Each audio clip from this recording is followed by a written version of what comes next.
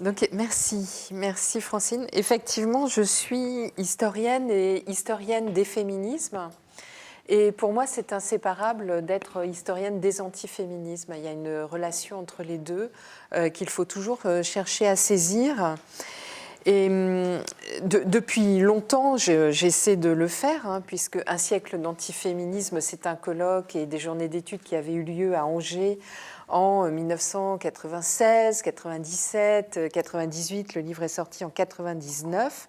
Et c'était le premier ouvrage vraiment sur l'antiféminisme. Il y avait eu des choses sur la misogynie, mais c'était un livre collectif, interdisciplinaire. Et pour l'anecdote, quand même, je vous raconte comment ce livre, le projet est né. Quand j'ai été recrutée à l'université d'Angers, j'avais l'intention de faire un séminaire interdisciplinaire sur les femmes, le genre, le féminisme. Et la doyenne, qui se faisait appeler le doyen de l'unité de formation et de recherche en lettres et sciences humaines, m'a dit « Mais c'est hors de question, pas ici, on est en France ici, on n'est pas en Angleterre ». Et c'était vraiment un des plus vieux arguments contre le féminisme, c'était de dire que ce n'était pas conforme à l'esprit français, que c'était forcément étranger, forcément anglo-saxon ou protestant, bref, un produit étranger absolument pas importé en France. Elle était angliciste, cette doyenne. Et je me suis dit, ah, c'est ça. Mais en fait, voilà, c'est ça le sujet. C'est l'antiféminisme, y compris l'antiféminisme des femmes et y compris l'antiféminisme de femmes éduquées qui ont des postes de pouvoir dans l'université. Et c'est comme ça que j'ai eu l'idée d'organiser ces journées d'études. Et ensuite, je n'ai plus lâché. Et 20 ans après, eh bien, avec Francis Dupuy-Derry et Mélissa Blais, on a organisé un colloque à Angers, donc, qui vient d'être publié. Francine nous a beaucoup apporté avec sa relecture, ainsi que Anne-Marie Devreux. Et voilà, on est content de vous présenter ce résultat. Je dois dire que par rapport à 99, 20 ans après, il y a une actualité incroyable. Il y a de vrais renouvellements qui sont présents dans le livre. La troisième vague du féminisme s'est affirmée et mieux identifiée. À cette troisième vague, eh bien, il s'oppose aussi une nouvelle vague d'antiféminisme. Il y a vraiment une dialectique à mettre en évidence. Des nouveautés, donc le cyber-antiféminisme, le masculinisme dont on ne parlait pas il y a 20 ans. En France.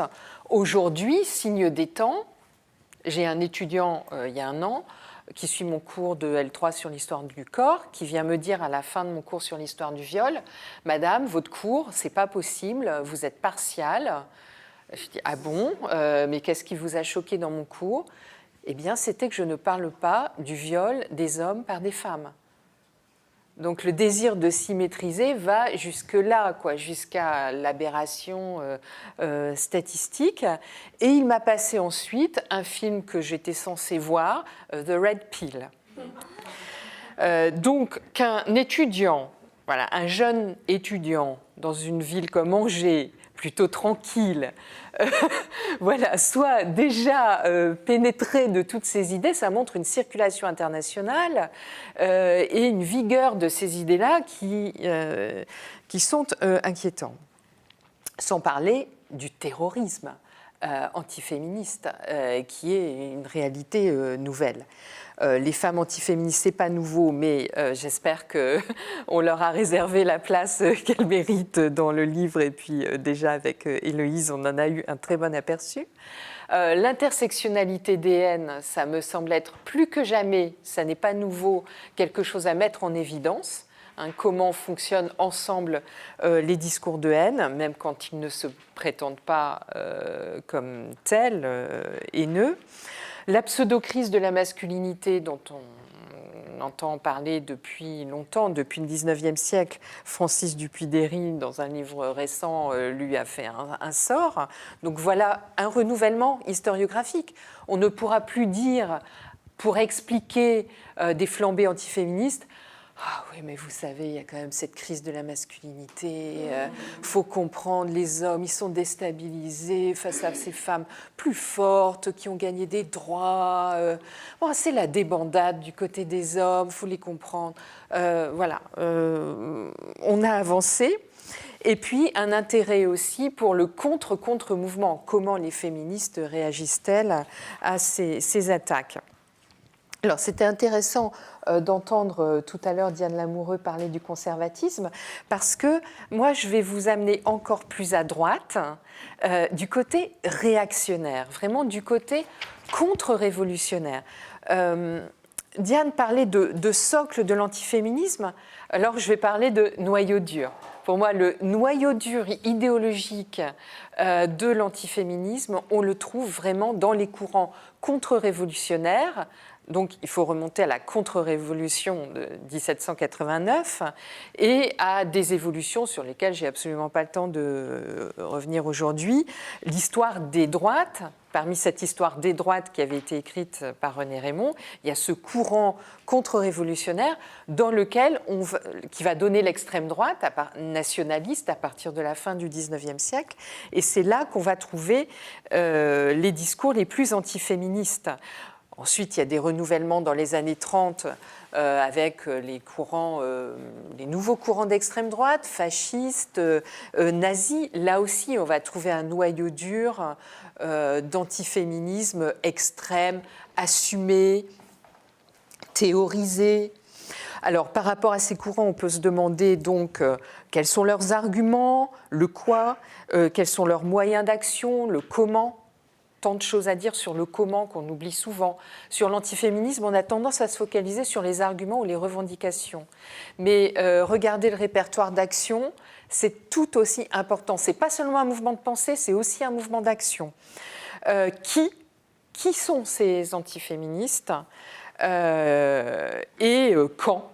C'est-à-dire qu'il faut les contextualiser, identifier les contextes porteurs, par exemple le contexte de crise des années 30 ou le contexte que nous traversons aujourd'hui, qui est extrêmement anxiogène, avec des mutations ultra rapides dans tous les domaines.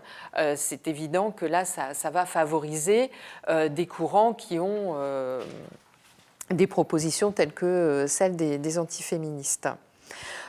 Donc, quelles sont leurs théories à propos du sexe, du genre ? Très reliées à la doctrine catholique quand même. Il y a énormément d'emprunts à la vision religieuse du sexe, de la nature, du respect de la différence sexuelle, de l'évidence de l'hétérosexualité, bien évidemment, du rôle de la famille, du rôle des femmes dans la famille.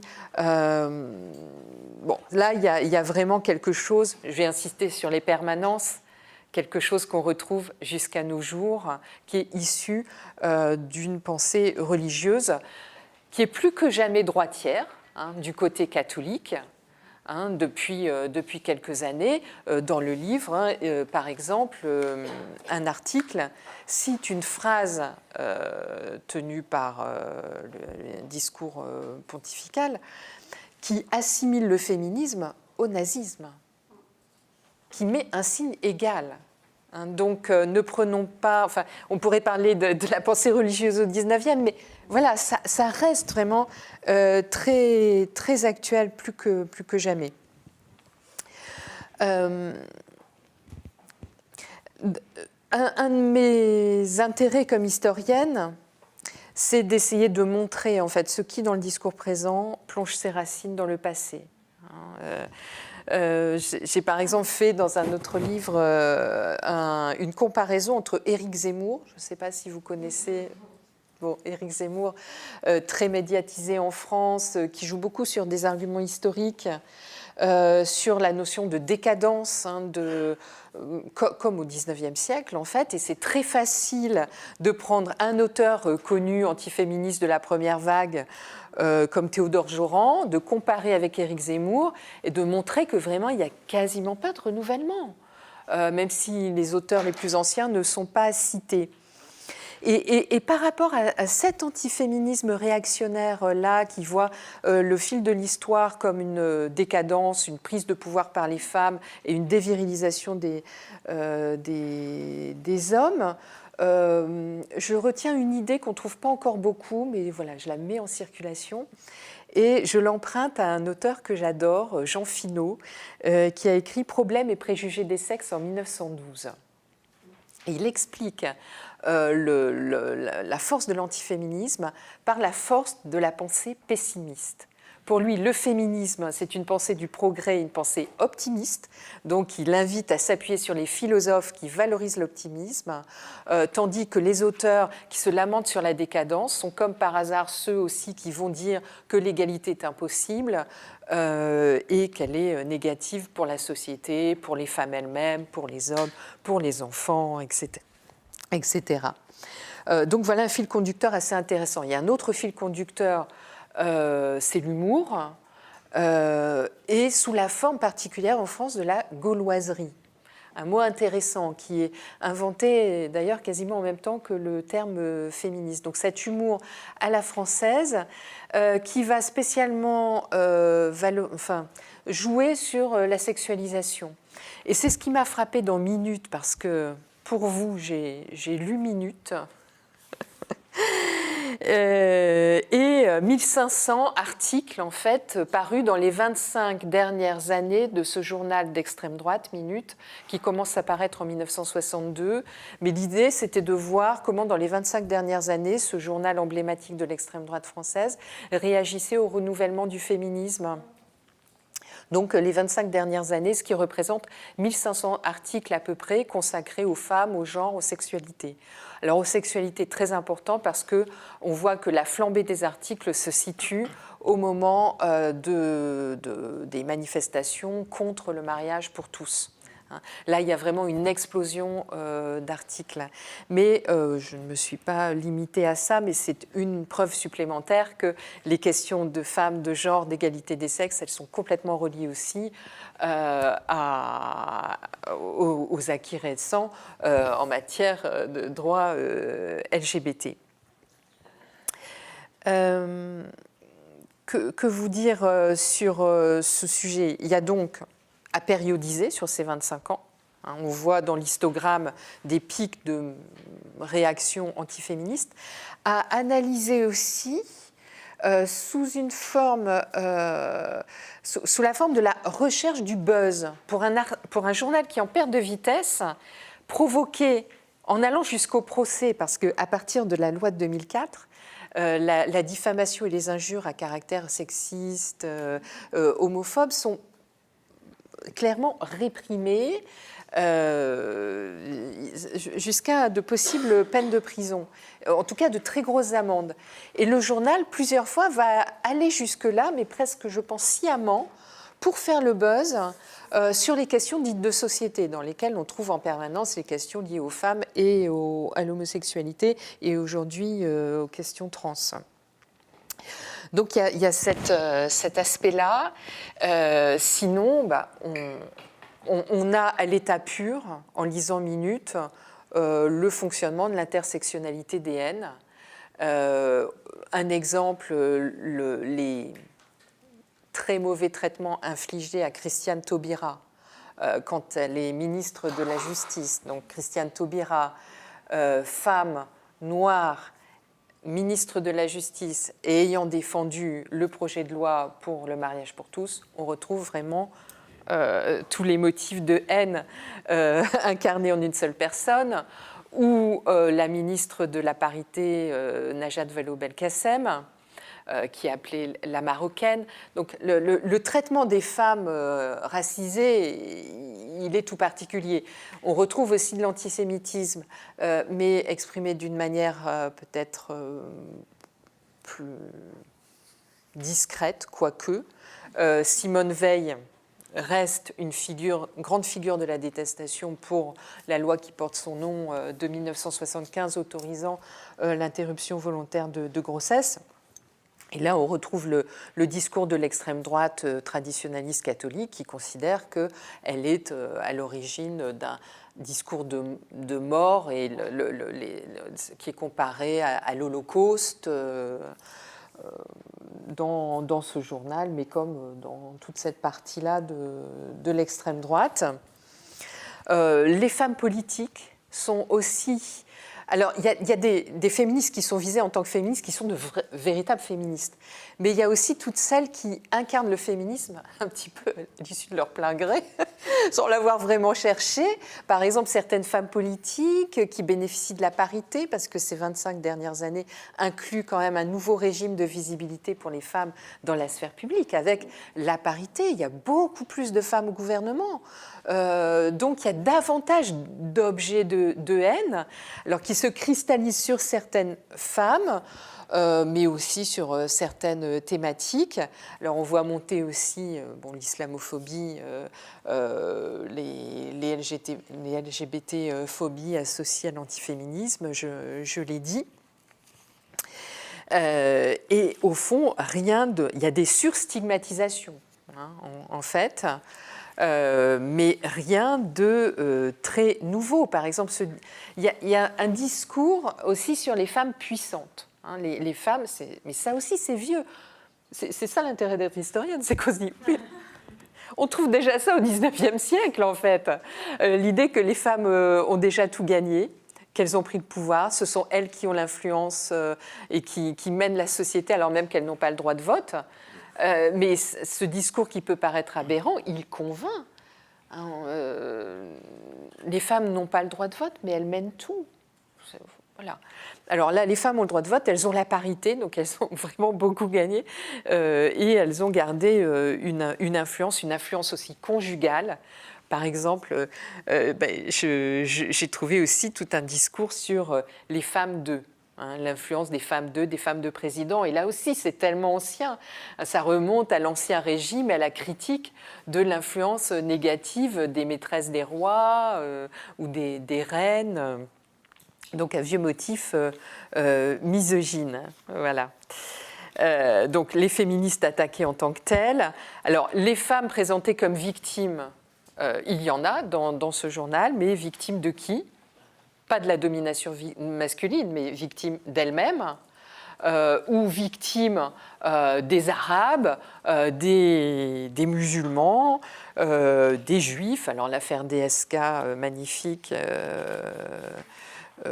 pour l'extrême droite. Les divergences aussi entre féministes, très exploitées par l'extrême droite, ou ces féministes qui sont un petit peu à la limite, comme Elisabeth Badinter, les arguments qu'elle donne dans Fausse route, qui sont repris, ou les arguments d'une historienne comme Mona Ozouf sur la galanterie, sur le modèle un petit peu français idéalisé de relations entre les sexes. Ce sont des femmes qui vont être citées par l'extrême droite comme apportant des arguments intéressants.